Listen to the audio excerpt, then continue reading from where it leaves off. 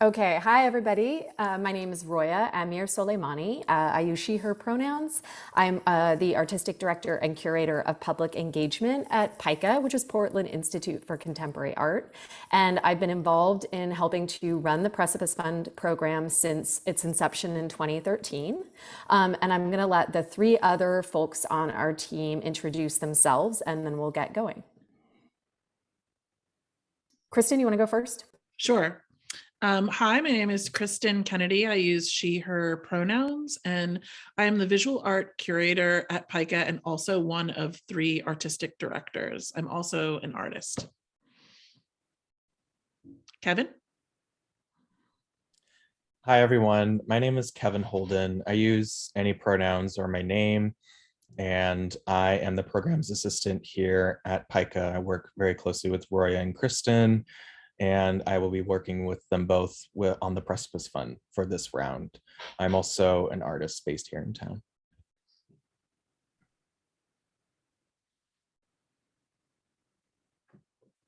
Madison? Sorry, I didn't realize I was part of this. I'm Madison Hames. I use they, them pronouns. I'm running all back-end tech, and if you have any access needs, feel free to private message me. I'll be more than happy to help. Okay, thank you all. Before we dive in, I wanted to take a moment to acknowledge that PICA is based in what is now called Portland, Oregon, which lies on the traditional homelands of the Multnomah, Oregon City, Tumwater, Willada, Wasco, Cathlamet, Cowlitz, Clackamas, Bands of Chinook, Tualatin Kalapuya, Malala, and many other indigenous peoples. People from these lands were relocated to the Grand Ronde Reservation under the Kalapuya, etc. 1855 ratified treaty, also known as the Willamette Valley Treaty, and are now part of the Confederated Tribes of the Grand Ronde. The Grand Ronde people maintain a connection to their ancestral homelands and continue their traditional cultural practices. Our region's indigenous community now includes descendants of over 380 tribes, both local and distant. PICA respectfully offers this acknowledgement as a small step on a path towards recognition and repair. We know that land acknowledgement is really just one of many things that need to be done towards decolonization of our practices, including in grant making and the nonprofit sector. I would also like to invite, as Madison said, for folks to put in the chat if they have direct message to Madison if there are any access needs that are not being met for you that we might be able to help with.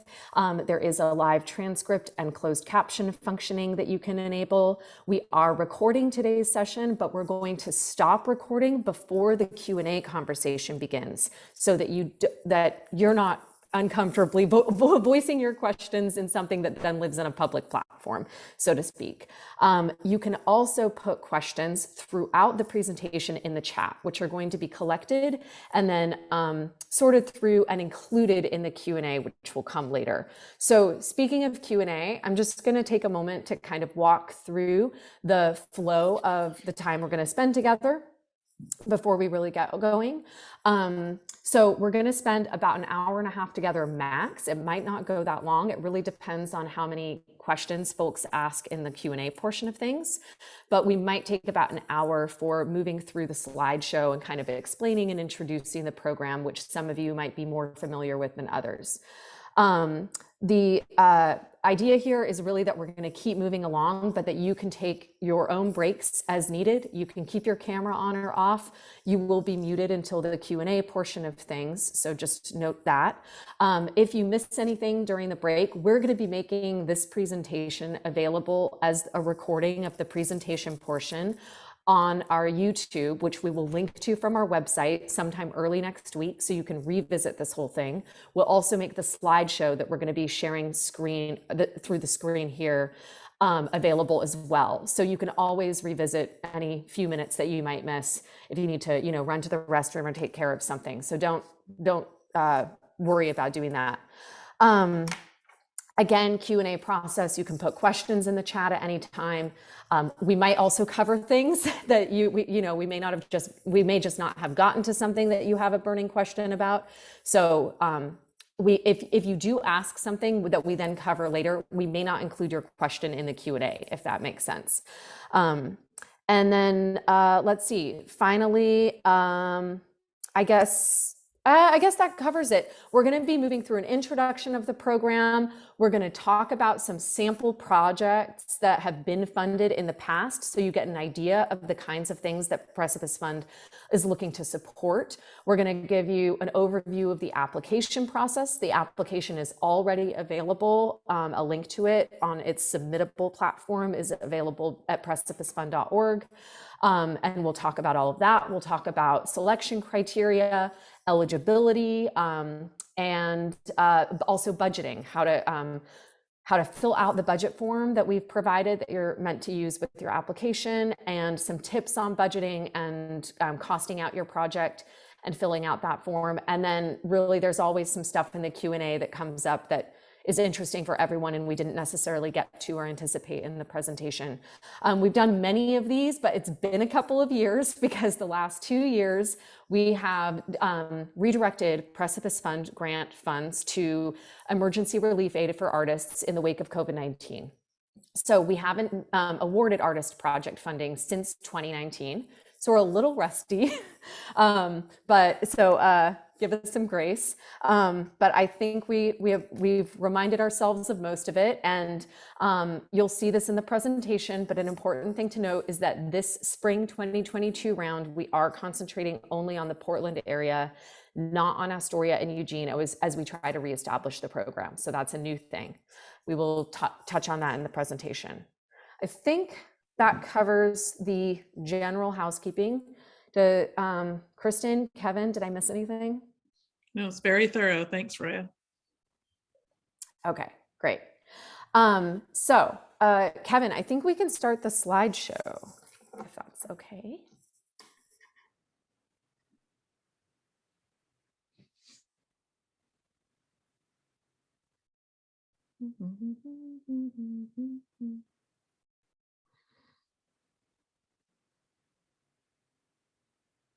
Thank you. So if anyone is not seeing a slideshow that Kevin is sharing from their screen, please let Madison know in the chat so that we can maybe try to troubleshoot that with you. But for the most part, y'all should be able to see the start of the slideshow, and we're going to move through it and keep this screen share viewing, this viewing method up on for a little while.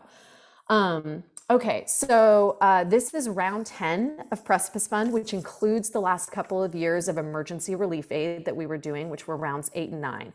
So round 7 was the last round that we awarded grants for artistic projects. This is a spring 2022 round because we sort of got off our regular schedule with the funding from the Warhol Foundation, which is our parent funder, since COVID-19. So we are kind of resetting, getting back on track. So there will be another round of the Precipice Fund in the fall, which is our normal time for grant making in this program. So anticipate that too, if you're thinking about your projects and when you might do them, or if for some reason you don't get funded this time, fall will be a more immediate opportunity than waiting an entire year like we usually do. So anyway, bear that in mind. Okay, next slide. And we're going to talk about the Precipice Fund in general. So the lead funder of this program is the Andy Warhol Foundation for the Visual Arts, based in New York. They have what is now a very robust program called the Regional Regranting Program that at this point funds 32 sites throughout the country to redistribute funds from the Warhol Foundation through kind of customized grant making programs that meet the unique needs of their own community or city or region, and distribute those accordingly. So the Precipice Fund was actually established pretty early on in that process. Back in 2012, we received the first round of funding and we distributed in 2013. 2007 was when the first one was established in San Francisco. And since then, like I said, it's now expanded to 32 cities. You can see that on their website. It's really interesting.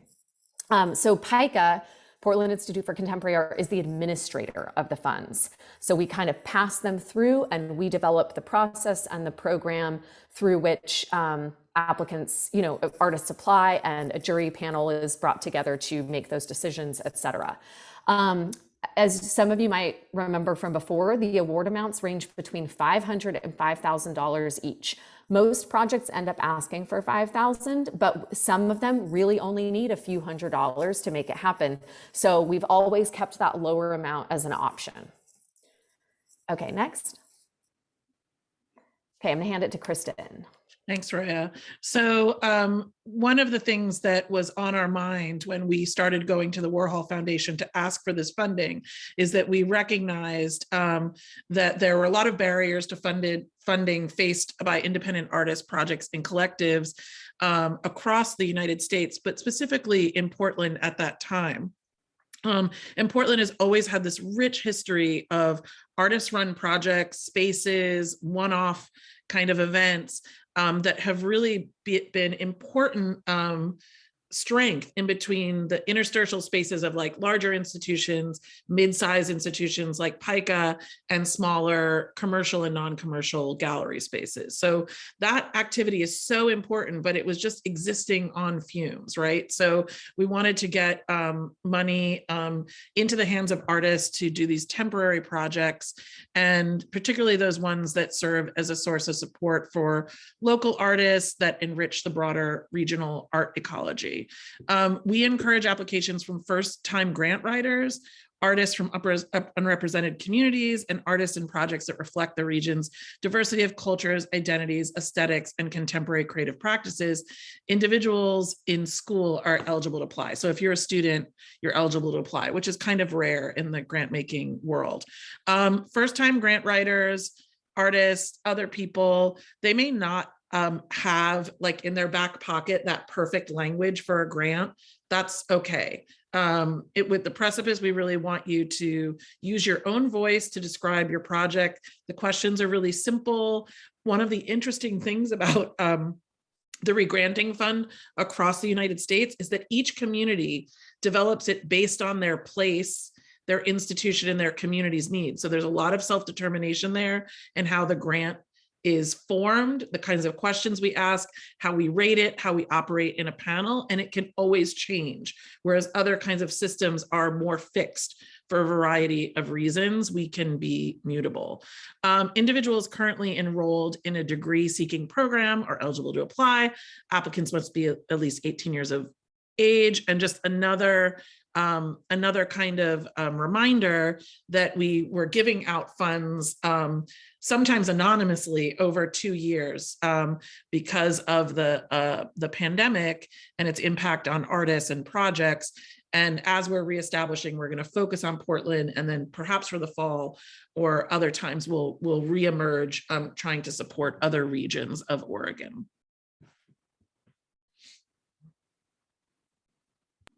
Okay, so some of you might have seen the grant guidelines that are posted to our website, or even looked at the application already on Submittable. And what I'm going to try to do is walk through, or actually a few of us will walk through different key terms around eligibility for the grant, and kind of what we mean by, or how we define certain key terminology. So next slide. All right, so what do we mean by funding unincorporated collaborative visual art projects, starting with unincorporated? So a group, which can be as few as 2 people or as many as 6, and we'll talk more about that on an application, must be unincorporated. They can't be a federally registered 501c3 nonprofit, and they can't be a commercial for-profit business or an LLC that is established for commercial or profit-driven purposes. But there are some exceptions. So we hope this doesn't get too confusing. Some groups have registered as nonprofits at the Oregon or state level and not at the federal 501c3 level. And sometimes this enables them to be eligible for a little bit more funding, not much. But it can be it can be the right fit for that group. Those groups are eligible. It tends to be very rare. We've only seen it a couple of times, but that is an option. Also, sometimes groups, for example, that might be running independent artist-run space have secured an LLC strictly for insurance liability purposes, like they might be required by the landlord, but it is not a for-profit enterprise. So there's a difference between kind of just a functional LLC that is obtained for, you know, kind of requisite rental or whatever, et cetera, versus actually trying to make money at a project. Through a project. And then finally, a proposal could be eligible if it's partnering with a 501c3 nonprofit, like a community or a social service organization, or if it's strictly renting space from a nonprofit art organization, but it cannot be part of that organization's own programming, and it can't be promoted or advertised or publicized as being so. And that's because the Warhol Foundation that funds the Precipice Fund does not want to fund, is not looking to fund nonprofits. It already funds nonprofits. This is about supporting independent artists who are working outside of institutions. So that's the kind of ethic and value behind it. But also that is something that the selection panel is going to be looking for very clearly in your applications, that you are not presenting a program that ends up being a nonprofit organization's own program that they could be getting lots of other funding sources, funds from lots of other sources through. So, okay. Next. All right, and interspersed throughout our presentation, we're just going to be giving some brief examples of projects that have been funded in the past to break things up a little bit. And some of these are several years old now, and some are much more recent, although 2019, again, was the last time that we actually funded artist projects, so not super recent. But Transformative Justice is a good example of a project that is film-based, but is eligible for the Precipice Fund, because we don't fund the creation of films that live more in like the independent film industry world or film festival circuit. That's different. It's kind of to the side of our focus area in the visual arts. But this is a project where a group of artists who have filmmaking and documentary experience got together and partnered with a group of activist groups in town and worked with them and put the funds toward working with them on a low cost or pro bono basis to help them develop documentaries that spotlighted their work, and then distributed those videos digitally and in person. And so Riley King, C. Mason, Christopher Milton, and Anna Swanson were the folks behind that project.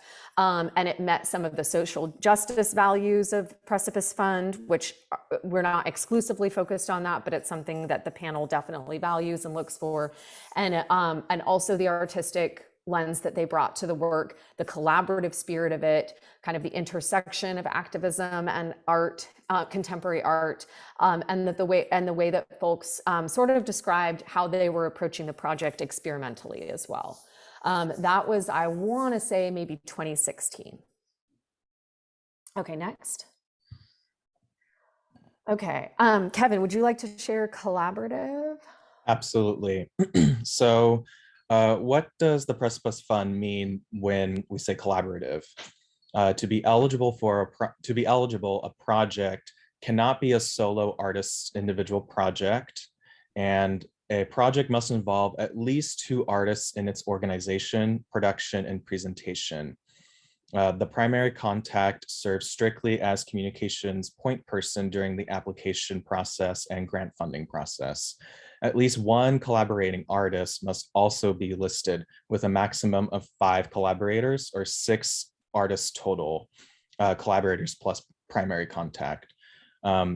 To elaborate a little bit about it cannot be a solo artist project. There are a lot of solo artists in town who work collaboratively with other artists, and the real key distinction in that is the project originating from an artist's solo independent studio practice versus a project that is collaborative from the start and as fundamentally collaborative and working with other artists, other community members, other folks to execute the project. And here's an example of that. This is a project called First Brick by Molly Alloy, Alan Carpenter, James Knowlton, and Eric Long. First Brick is a collaborative queer curatorial project that was initiated and organized by these 4 artists. And they worked with new and emerging artists who were engaging in contemporary queer aesthetics and ideas. And their curatorial practice was very nomadic. It took place it did take place in galleries. They've hosted shows in more traditional galleries. They've also hosted, like in this image you see here, they hosted a festival in a backyard, which included performances. It includes visual art exhibitions. It includes vendors tabling. They also had a very brief project space in a bathroom, which involved performers and visual artists as well, curating and executing visual art programming. I don't know, do Roya and Kristen want to speak more about collaborative at all? Okay, cool. I think that covers it. Yeah, if folks have questions, we'll talk more about primary contact versus collaborator too. So that'll come up shortly. Okay, Kristen, visual art. Yes. Okay. So projects must be rooted in or strongly related to visual art. And we have an expansive definition of visual art, not only in Precipice, but year round at PICA. It seems silly to say this, but sound art is eligible. It's been part of art practice for many, many years. Film and video are eligible. Experimental film festivals and micro cinemas have been successfully funded. Proposals to produce a film or video are only eligible in their creation phase, not post-production and or distribution, and should reflect a visual art informed practice rather than a feature or independent film industry kind of thing. Roya touched on that a little bit before. We have gotten, I think, film production just works so differently. The budgets are way out of scale to what Precipice funds. And a lot of times people are coming to us for post-production help and we're not the right fit for that. So we stick to kind of projects that are around more experimental film and this kind of like gathering space for artists to look at other artists' work. Performance art that clearly demonstrates visual art lineage, language, and reference is eligible. And I'll talk about that when we talk about this project example next. And other artistic forms, dance, theater, music, writing, etc., are only eligible if applicants clearly demonstrate that visual art is a core component as material, content, and or discourse. The jury panel will have visual art backgrounds. And to that, I'll speak that, there's obviously a lot of cross-disciplinary practice happening in the world, but a primary dance project that has like a video or sculptural elements in it made by a visual artist isn't exactly what Precipice is for. But we have had collaborations, let's say, with dancers who made a newspaper for the community that was related to the intersections of like dance and visual art practice, right? So that was one example about how dancers primarily applied for the Precipice grant, but really did a lot of work articulating how their practice was trying to intersect with like a visual art community and illustrated their references. We're open to innovative experimentation and risk-taking in the field and support diverse approaches to visual art practice. And I might link that back to something that Roya was talking about in terms of space. If you're collaborating with an institution, that's great. We work with artists all the time, but it might not be the most compelling project for Precipice, right? Like finding other kinds of spaces, collaborating with other nonprofits, looking at public space, looking at other kinds of alternative space might be more interesting than, say, putting a place inside of PICA, which would not be eligible, or another art institution in town. Okay, next slide. So here we're really talking about this case study about physical education. Hold on one second. So let me just read physical education's little bio. Their Portland-based physical education is comprised of dance and performance artists Keon Gaskin, Ali Hankins, Lou Yim, and Takahiro Yamamoto. And their vision is to offer performance audiences, artists of all mediums, and curious individuals immersive methods in engaging with dance and performance art. Physical education acknowledges and scrutinizes the perceived eligibility and messiness of performing body, and they organize reading groups, lectures, curated performances, exhibitions, aerobic movement classes, and dance parties. And their main motivation is to inspire critical dialogue between individuals in a variety of mediums and practices. So in this case, when physical education first came to us, mainly a group of performing artists who have performance art and sort of dance and theater backgrounds, and also who have gone to school for, visual art or practicing visual artists. And they were very specific in the language that they used around centering performance art, which is sort of a codified practice in the visual art canon. And they also were making a series of classes, reading groups, and kind of workshops that were about working with visual artists on the concept of embodiment. That was like one of their first applications they put in for us. So it was really a chance for visual artists to work in a practice that they had not done before. And it was really sort of a clever, use of kind of tweaking the grant requirements and making something that was beneficial for a group of artists. So one of the things that is eligible is sort of proving or making a project that serves other artists in a particular way. And in this case, it was both something that intersected and was cross-disciplinary, served other artists, and was firmly rooted and talked about performance art as a visual art practice. Sometimes it comes down to semantics. Don't say performing arts, say performance art. There's just kind of some things that you can do in your application to subvert and to also to properly define your work as visual art.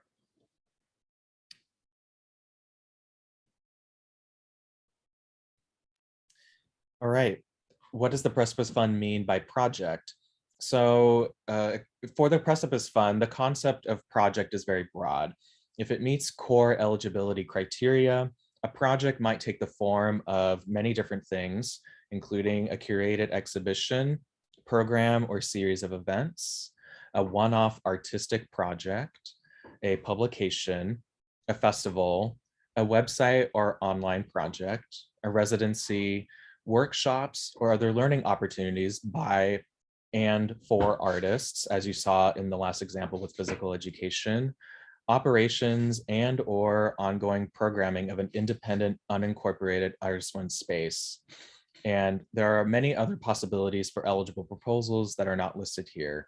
If you are at all unsure of the eligibility of your idea, please feel free to reach out to us and discuss your ideas with Roya, Kristen, or I well in advance of applying, and we would be happy to kind of discern and explain whether or not those ideas are eligible.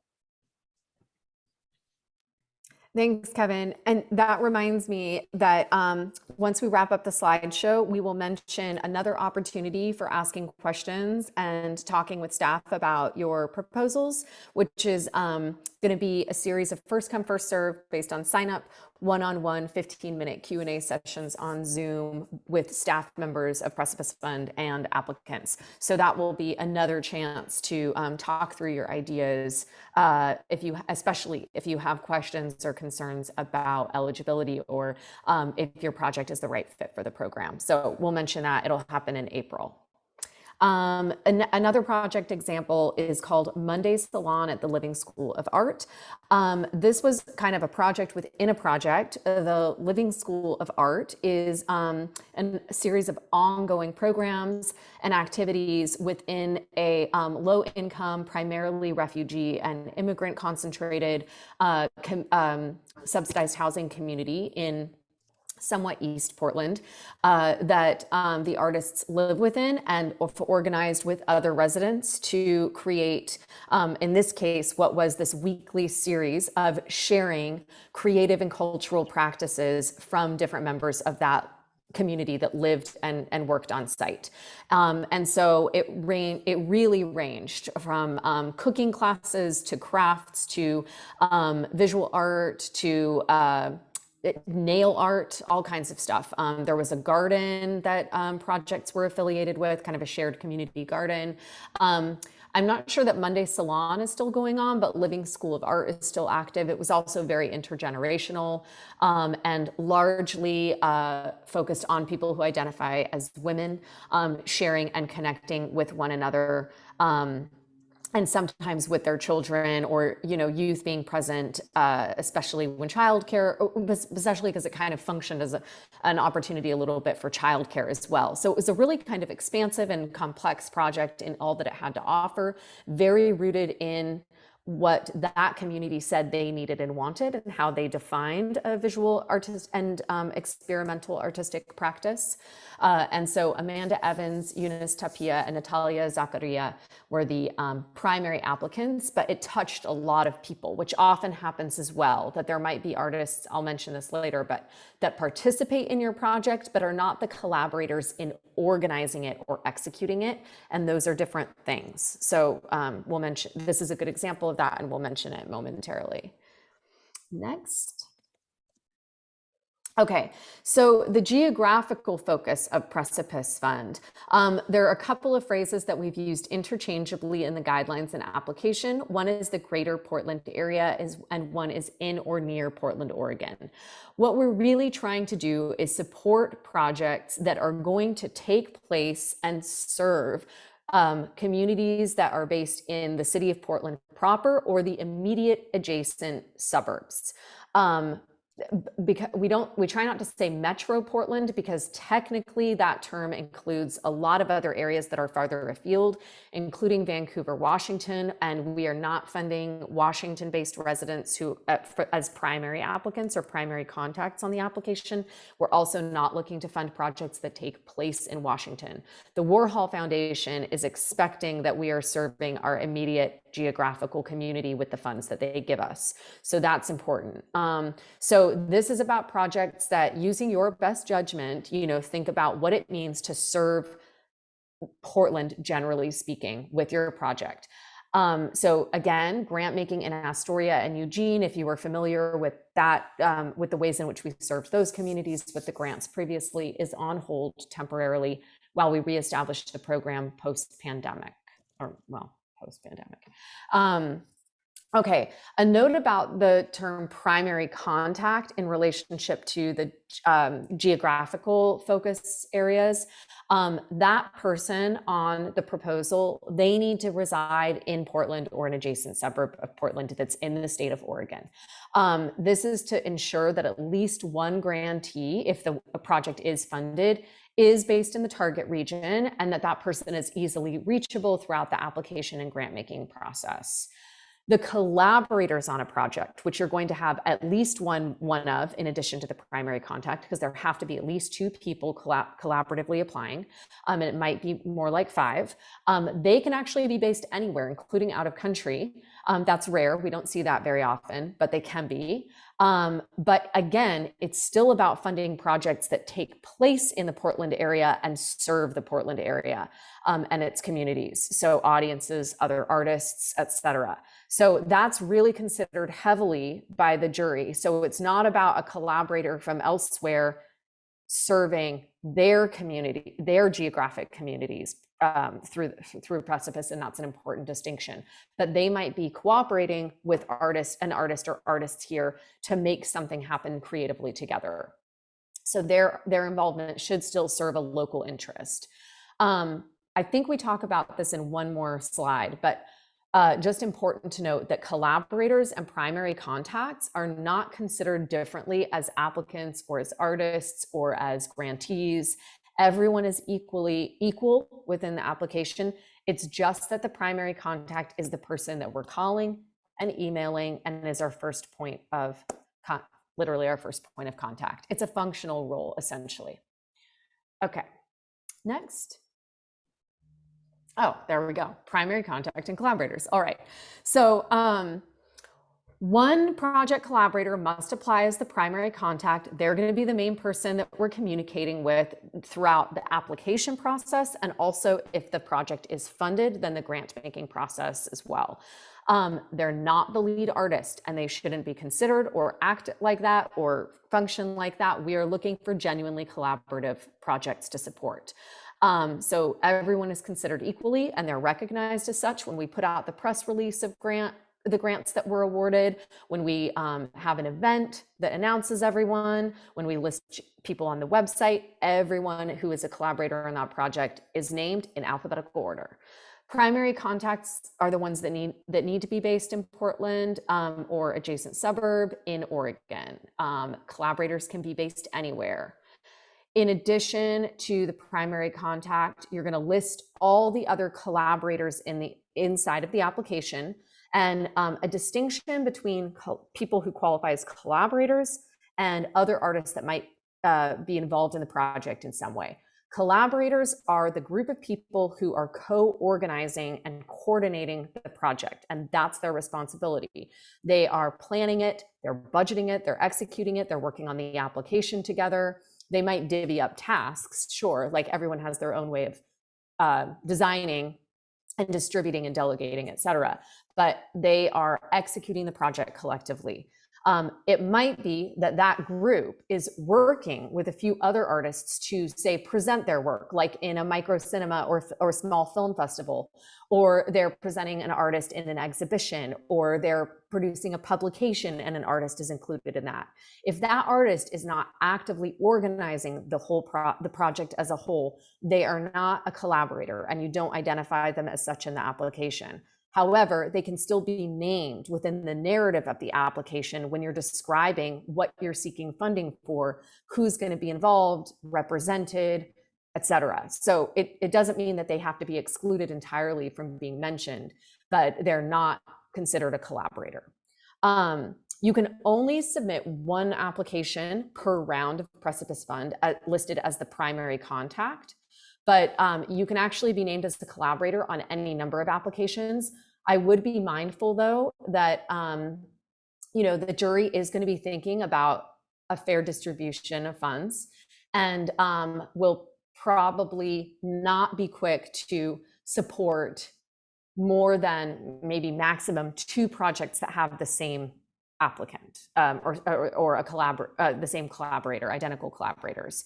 So to an extent, you're kind of competing against yourself, and I would advise not to submit an application that you're a collaborator or primary contact on for more than 2. Okay, anything to add, Kristen or Kevin? Okay, all right. Art Writers Tiny Residency. Kristen, I think we actually said you were going to do this, but I can do it. Or what do you think? Oh, I can't hear you. I'm fine taking it, Roya. Okay, great. Right. So Art Writers Tiny Residency was a collaborative project between Peter Szyminski and Sampata Aranke. And here's an example of 2 collaborators that live in different cities.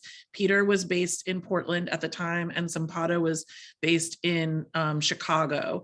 And they had this interest of bringing artists and art writers to town to kind of have this increased dialogue between artists and writers, and it's exactly as it sounds.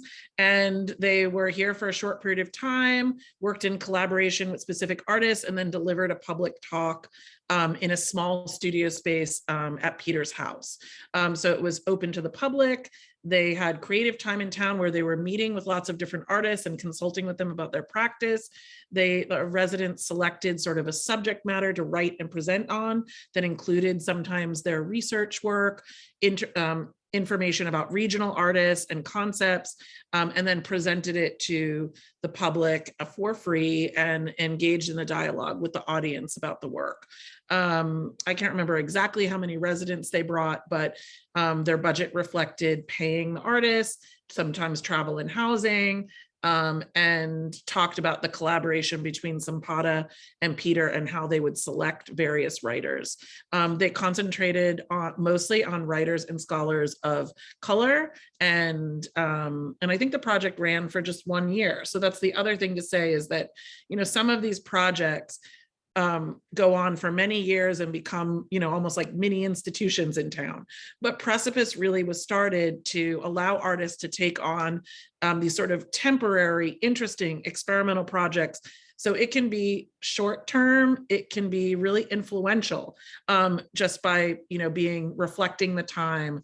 And we're not really in the business of encouraging artists to become administrators, you know, for the rest of their life. We also want them to get involved in their individual practice as well. So it's something to consider as you bring your project forward. Is this something that is, you know, a space that you're hoping to enliven and operate for a few years? Is it a project that's like a one-time event, a couple of weekends, a short period of time? All of those things are eligible and interesting.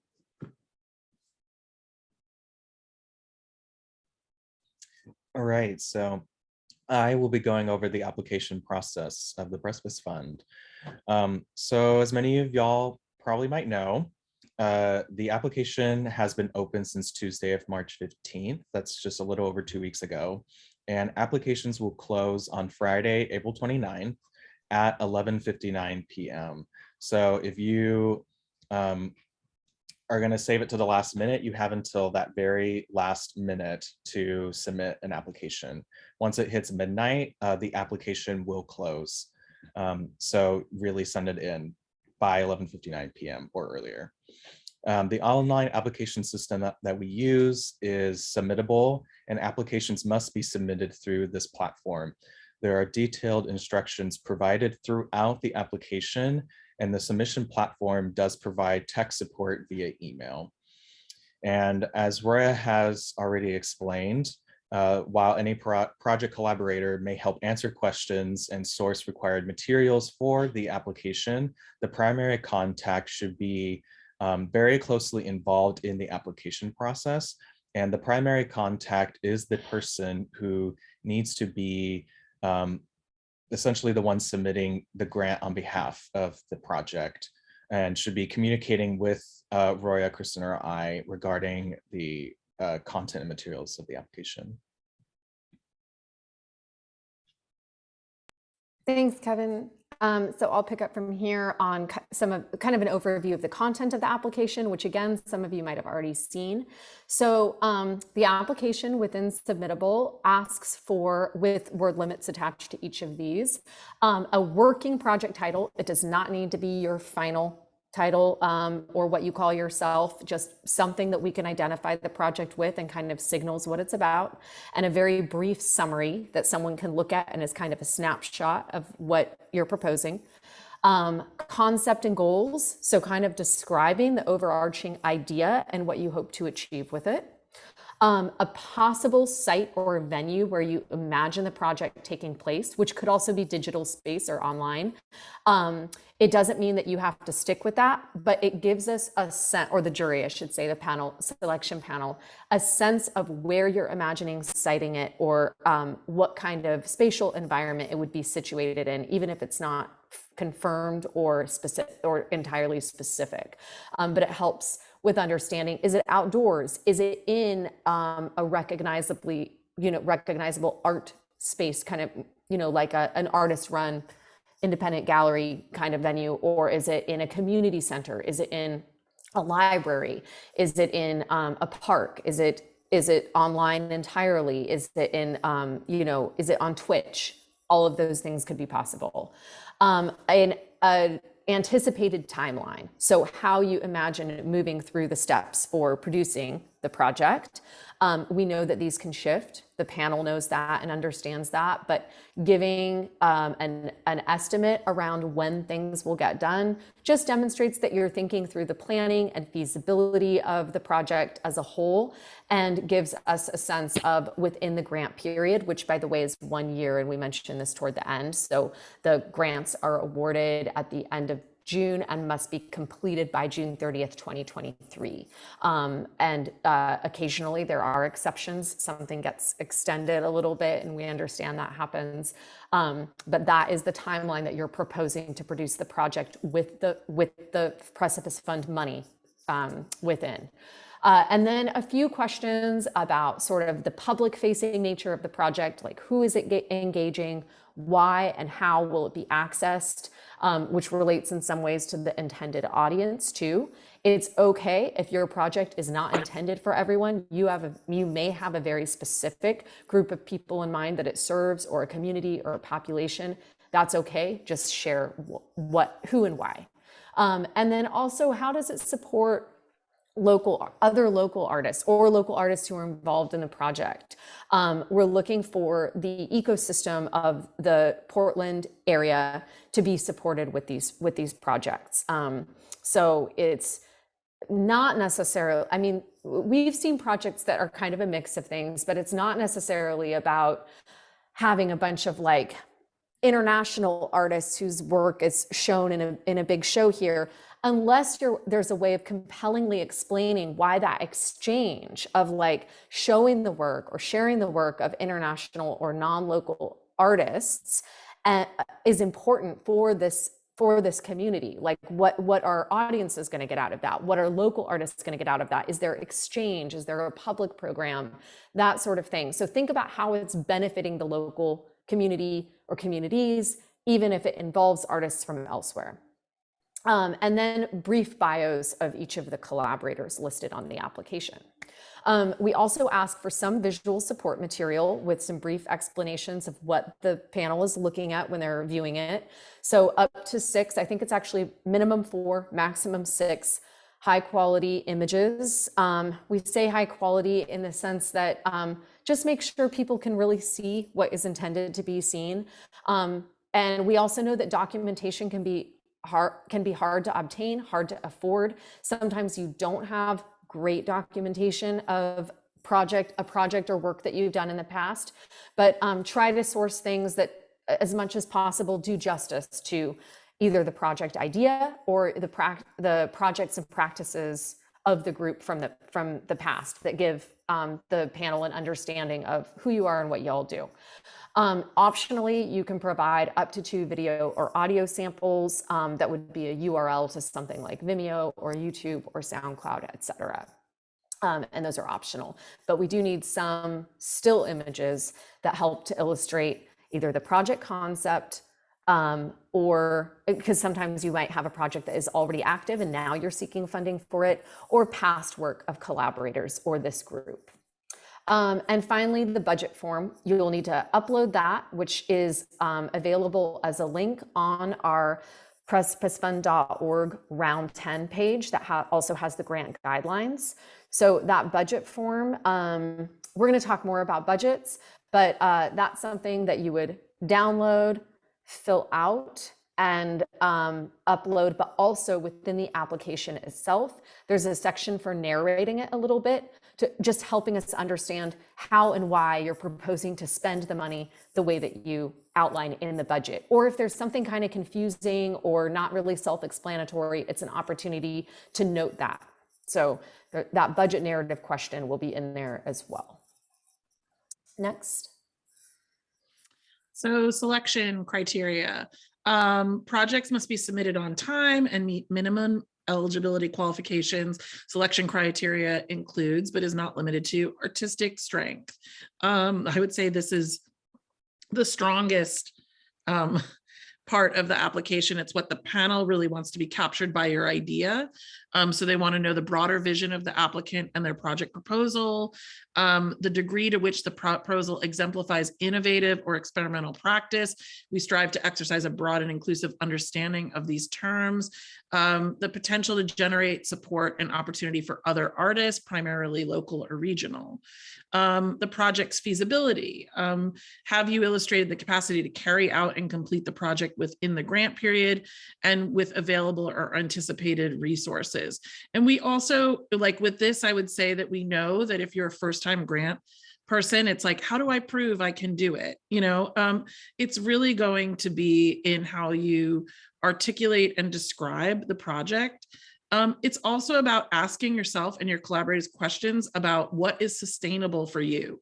Like I said before, this does not have to be a massive project that encompasses 50,000 elements to be strong or to be feasible. So make sure the project is accomplishable for all of you. And then if you can articulate that and you've had that conversation, it's going to come across in the grant period. And then in terms of budget, make sure you're asking yourself questions about that budget, and we'll get into that. Are you paying yourself? Are you paying your collaborators? Are you thinking of the kind of like somehow invisible costs that you're just going to contribute? Are you noting them? And all of that helps the panel understand if you're really thinking about the project and what it will take to do it. And then it has some form of public and community engagement, public accessibility of the project's final output, a commitment to serving local and regional constituency, and a potential for impact on the local and regional arts ecology. And community engagement, again, is a big term. Like, what does community mean? It could be a small group of people. It could be accessing a larger and broader public, but try to define who the project is for and how you're going to be working with them or exposing them to your work or getting information to them about your work. But this doesn't mean you, again, have to serve everybody and all. Next slide. Review and selection process. So proposals will be reviewed by an external panel of three to four local and national visual artists and arts workers. And PICA staff are not part of the review panel. That would be an incredible conflict of interest if PICA staff were involved in the review process. Applicants will be notified of the panel's decisions by the end of June 2022 for this round. And for folks who are curious about reapplying in the future, applicants who are awarded funding for this round must wait out the next round of grant making before applying again. So for example, applicants who are successfully funded this round in spring of 2022 are not eligible to apply for the fall 2022 round of the Precipice Fund. They must wait until 2023 to apply again. This aims to ensure a broader distribution of funds for all projects and artists who are applying. Applicants who are not awarded funding during this round can apply again to the very next round that arises. Money. Okay, so for the round 10 award amounts, as we mentioned in the beginning, your project can range in cost from $500 to $5,000. Occasionally, applicants receive less than they request.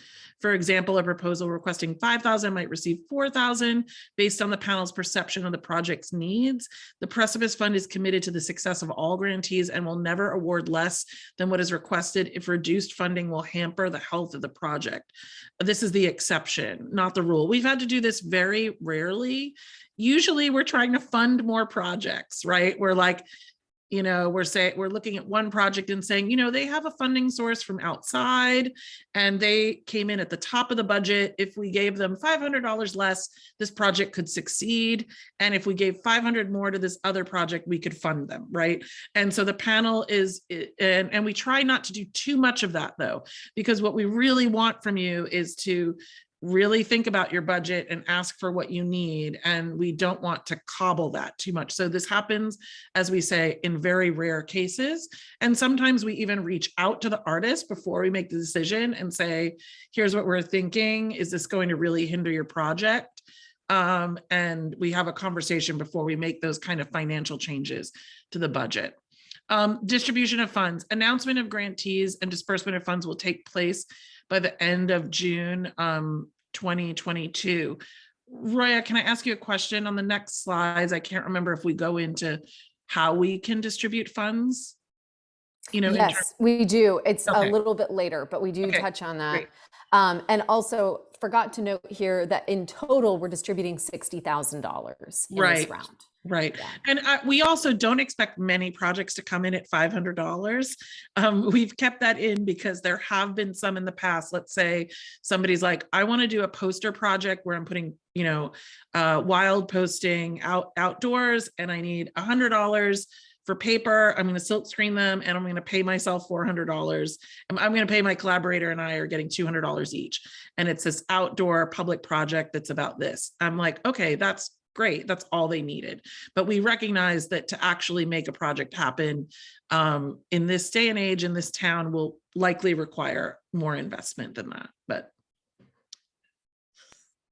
thanks, Kristen. sure. Okay, I'm going to talk a bit more about budgeting. So sometimes this gets confusing. There is a budget form that you'll need to use with your application. A link to it is available at precipicefund.org in the round 10 page of the website. That form is a Microsoft Excel form, but many folks don't have Excel on their computers, et cetera. You can open it in Google Sheets. You can fill it out in Google Sheets. You can then download and save it as an Excel form from Google Sheets. And that is what that file with an XLS or XLSX, that file format is what you would actually upload to Submittable.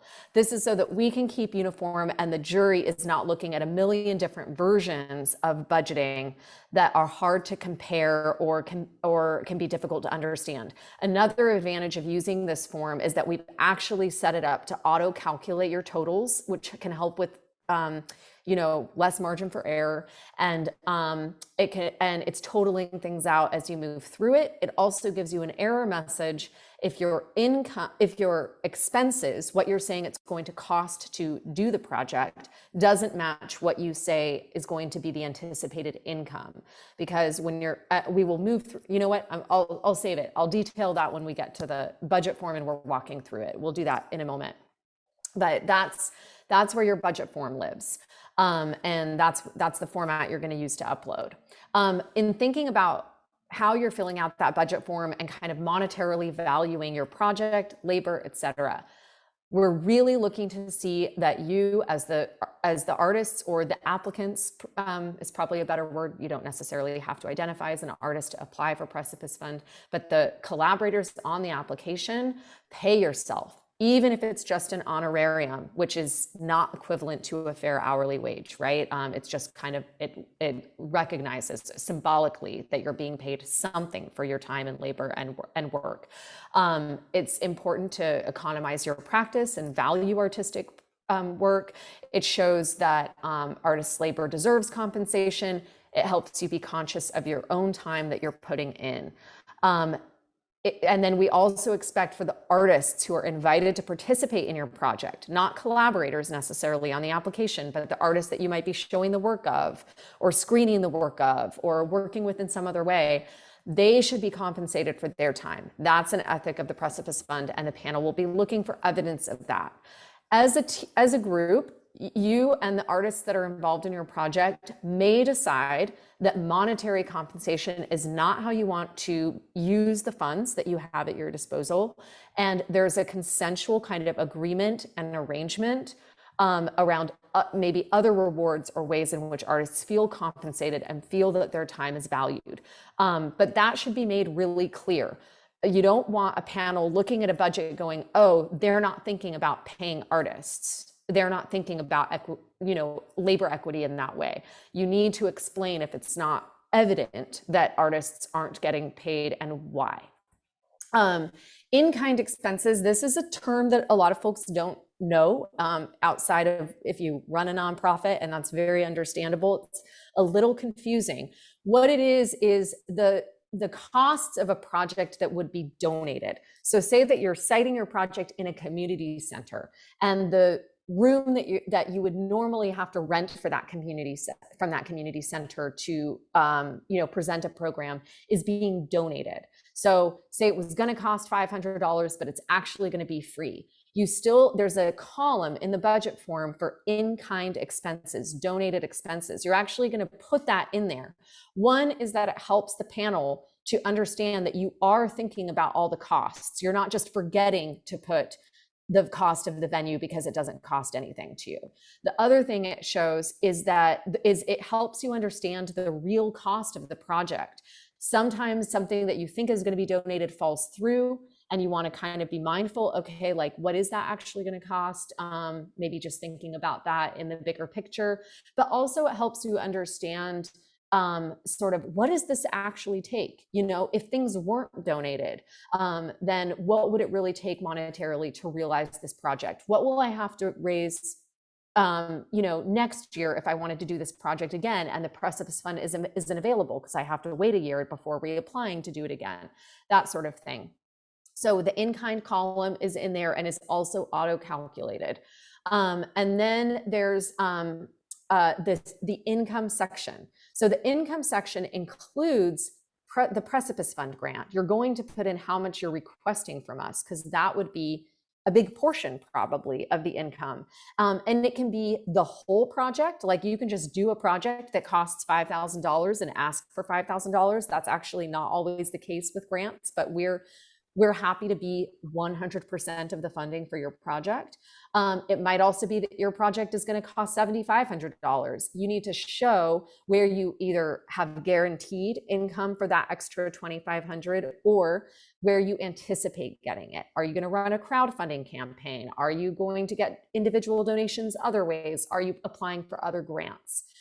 So all of those things are possible. We know that some of them might not be firmed up yet. They might, you know, just be kind of preliminary ideas, but that you're thinking about where that cost is going to come. You could also put in your budget narrative in the application. We realize that this project is actually going to cost $10,000. If we don't get other funding aside from the Precipice Fund, we're going to reduce the scale of the project. We're going to cut out this, this, and this. It's just a sentence or two, but explaining how you're thinking about the flexibility of the scope and scale of the project relative to whether or not you actually receive all the funds you hope to receive is helpful. And then finally, the income and the budget form will do this for you. It will tell you if they don't add up, but the income needs to match the expenses. You need to show the potential for where you're sourcing all of the funds that the project requires to be executed as you say it will need. Okay. So right-sizing your budget. Keeping in mind the values of community, collaboration, and mutual support, we ask that you consider how your proposed budget affects the larger applicant pool. If each applicant group budgets for what is truly needed, we can ensure a broader distribution of funds. Roy or Kristen, I don't know if you want to speak more to this at all. Yeah, I think that we were, initially, I think when we started the fund, we were thinking about this like thing that sometimes like pots of money can do for people and what institutions are often asked to do. Sometimes grants are set up in a way that people feel like they have to lie, you know, like they have to like come up with something, a structure that's like bigger than their project or smaller than their project in order to get the money, right? And so we're really just asking people to, as we've said a few times during this, like, you know, sit with your collaborators, ask important questions about the project, what you're hoping to accomplish, and really think about what you need to do it. And if you need $3,000 to do it, ask for 3, not 5, because there's another artist out there who we would want to fund for like $1,500, right? And it just is thinking about the larger grant pool of artists in your community in that way. That doesn't mean shrinking your budget because of that idea. If your budget is $5,000 and that's what you really need, by all means, ask for that. You know, it will be competitive, right? We don't want you, but if you really sit there and you're like, this is the number we're coming up for, think about trying to do your project in that.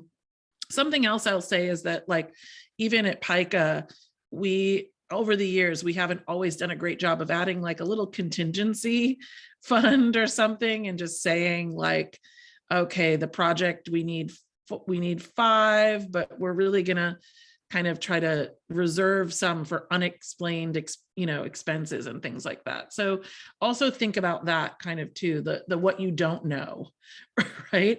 And put in a little bit for that. That can be helpful too, and kind of coming up with a budget.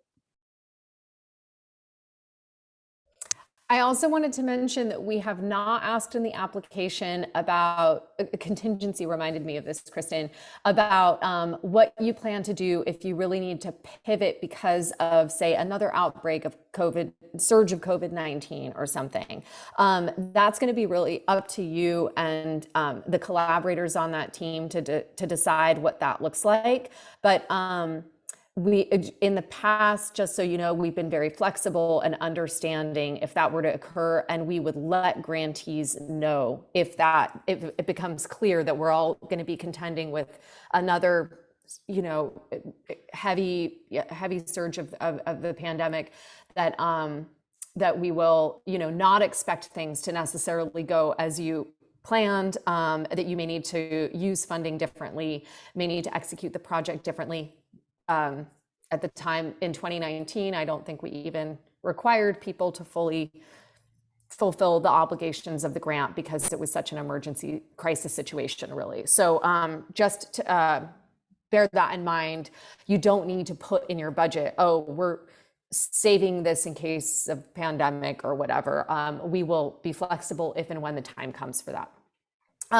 Just to walk you through one or two sample budgets a little bit, I'm going to ask to take control of the screen from Kevin for a moment. Kevin, let me know if that works.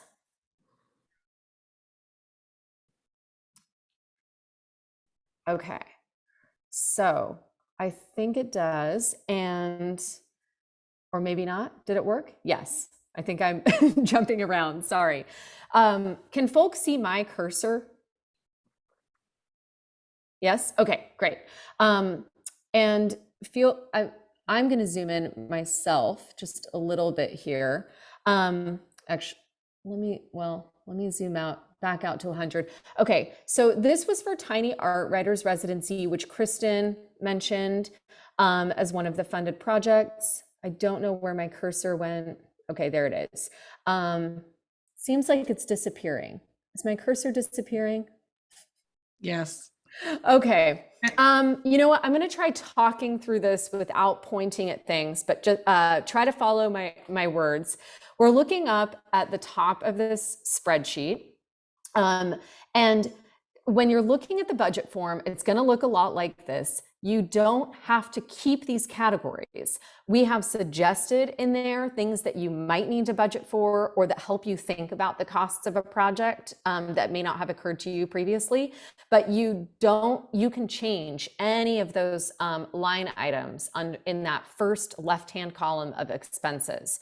So artist fees is likely something you're gonna have. Per diem, that's when an artist might be traveling and you're paying for their food or incidentals on a daily basis. That's something you may not have. You may not have artists traveling from elsewhere to be involved. Housing, those are all things that are going to be, things you might consider for a very specific kind of project. You may have other artist related expenses, like maybe you're helping to support the cost of an artist's studio rental for a month while they prepare for a project that you're presenting their work within. That might be an artist related expense. The production and public components can look like a lot of different things, but everything from materials and supplies to hiring specialized labor. There may be equipment, there may be rental fees, you may be renting a venue. If you remember, I mentioned that there's an in-kind column that's in the middle of the form. That in-kind column is where you would put something that has been donated. So this is a very simple budget example for Tiny Art Writers Residency, where really they're primarily spending on artists themselves, and they don't have any in-kind expenses. But say they had rented a venue, or say they had been given a donated venue that normally would have cost $500. They're going to put that $500 in the in-kind column, and it's going to total down below.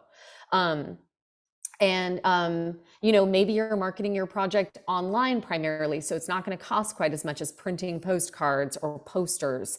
Or maybe you do need to purchase, or pay for, a Squarespace account to start a website for the project or host it on some other platform. So that might be an anticipated expense. So all of those things are going to go in either the cash column, which is that we are spending this money in, so to speak, or in kind, this expense is being donated to us. And you can make notes on things to the side, which will be visible to the panel as well. And then if you move down below, you're going to see the income section, which is I'm gonna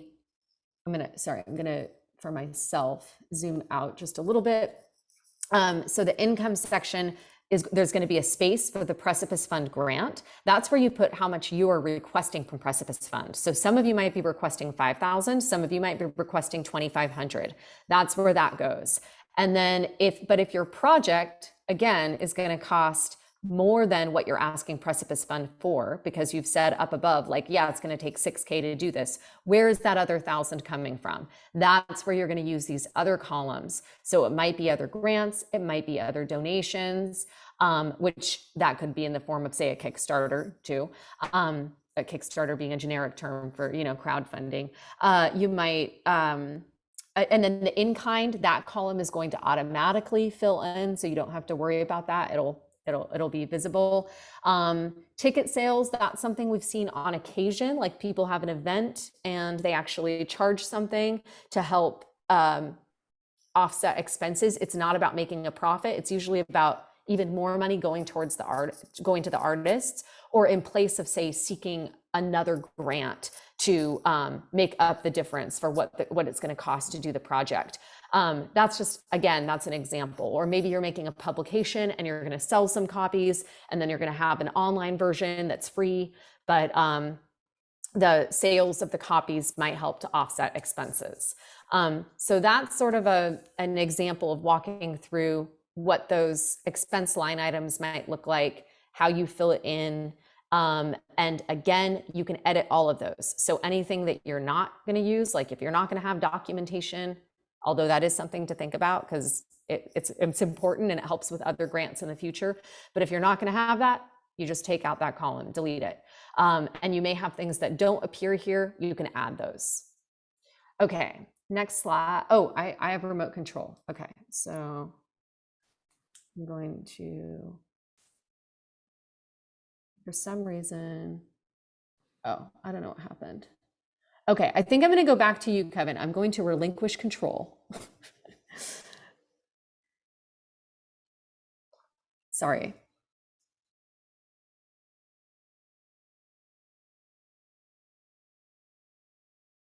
Okay. All right. And this is just one other example. I think I talked pretty thoroughly about the line items and columns, et cetera, and we want to get to the Q&A in a moment. So I'm going to skip going through this other sample in detail because I want to make sure that we're answering specific questions about budgeting that you have in the Q&A. So let's move to the next slide. All right, and grantee responsibility. So grantees are those who end up being awarded funding from Precipice Fund. So if you end up getting a grant, then there are some responsibilities or some expectations that we have of folks. One is being prompt in communicating with us. There's going to be some paperwork and signatures that are needed and information in order to pay you, all that stuff, especially upfront at the beginning of the process between when you find out you got the grant and when we're distributing the funds. We're going to need some regular communication from that primary contact person. So if you are the primary contact and you get the grant, please, for your own sake and the sake of your collaborators, be mindful of emails coming in or phone calls from us so we can make sure you get paid. Financial accountability. That means that we're expecting your project to spend approximately what and how you have proposed in your budget.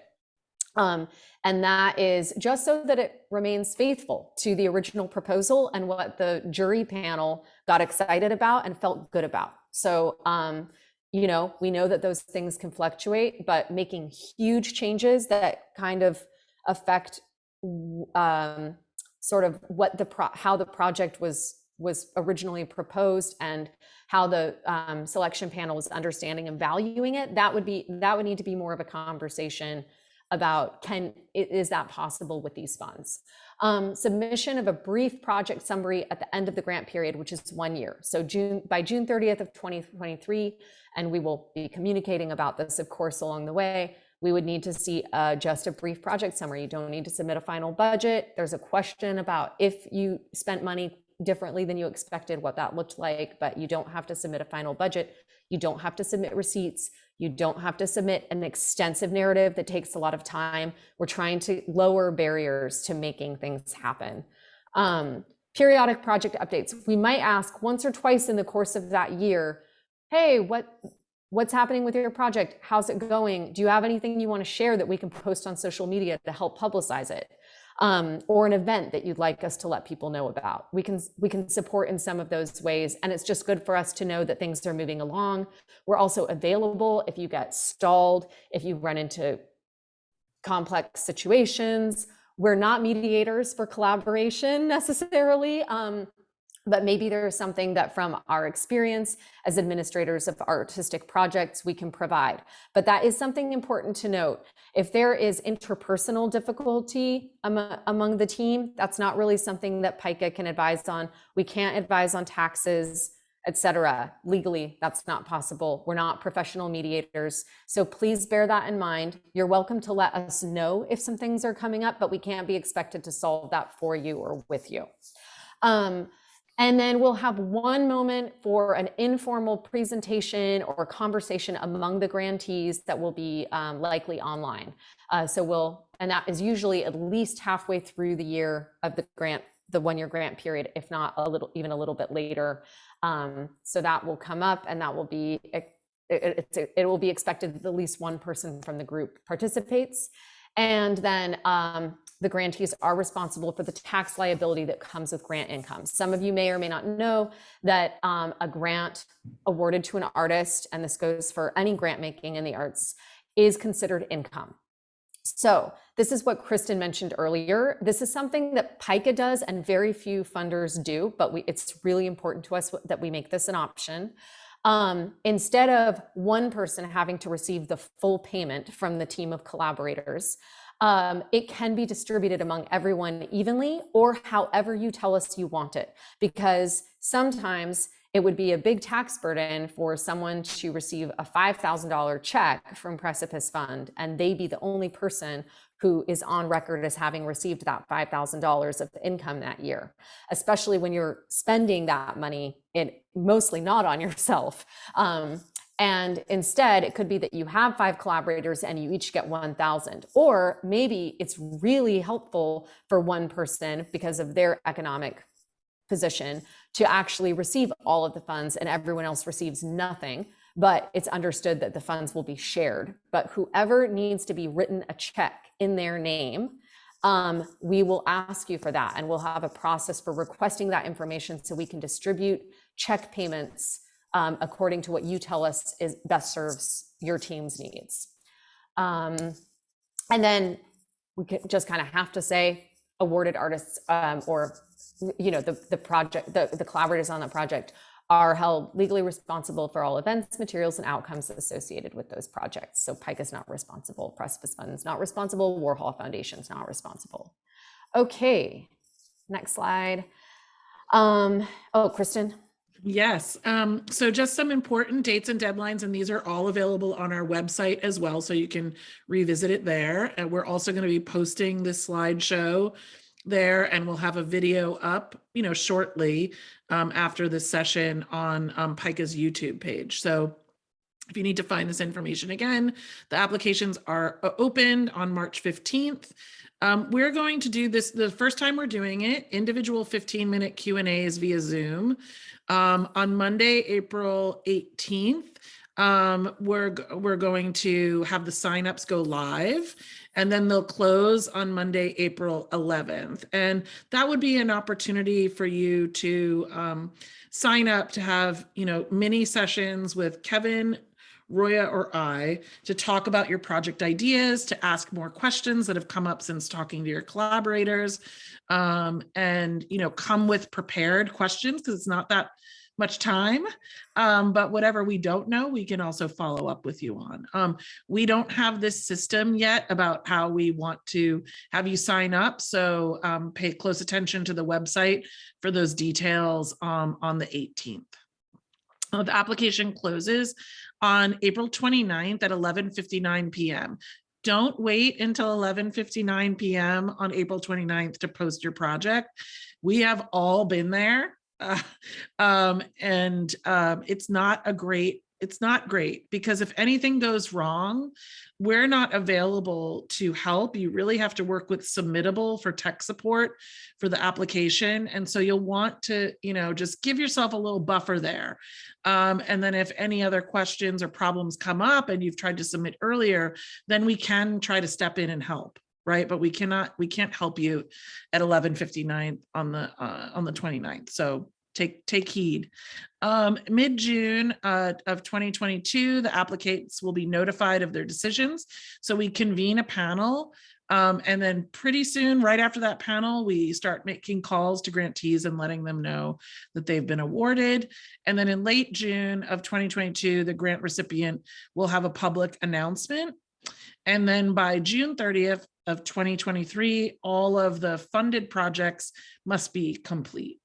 And, traditionally we've had sort of a gathering where we announce our grantees. I do not think we're going to be doing that in June, just to get ahead of ourselves and COVID. But we are talking about, perhaps if things are better at the end of the year, having some celebration of all the people who applied and all those who were awarded, which is a really great night if we can pull it off. But we're still contemplating that. But we will make a public announcement via the internet, Instagram, press release, and all of that, of all the awardees. All right, and last but not least, if you need any more information about the Precipice Fund or the application process, please reach out to Kristen, Roy, or I. You can reach out to me best at precipice@pica.org. You can reach to Roya at pica.org, and you can reach out to Kristen at pica.org. Here we have a link to our website, which talks more about the Precipice Fund, and there is a page about this current round of the Precipice Fund. And for more information about Andy Warhol's regional regranting program, there's a link here. And there's also a link on our Precipice Fund webpage that takes you to the Andy Warhol Foundation's website to talk more about the regional regranting program. I really encourage people to go to the Precipice Fund website and just go through the last few rounds of proposals. It will give you a lot of different ideas of the range and scope that we funded. Andy Warhol Foundation's regional regranting program, even more access to projects that have happened across the country. So it's a lot of food for thought. Yeah, and I just wanted to add that I've noticed sometimes typing into your web browser pica.org/Precipice Fund takes you to an error page. But if you do precipicefund.org, it takes you to that URL. Like it switches it up, but that will actually get you there. So sometimes it happens, sometimes it doesn't. But just a heads up, if you run into that problem with this URL, just do precipicefund.org and it will take you to that site. Okay. So I think that we are ready to open up for questions, some of which have been included in the chat already and captured by Madison. They'll share those with us. And then some of you might want to voice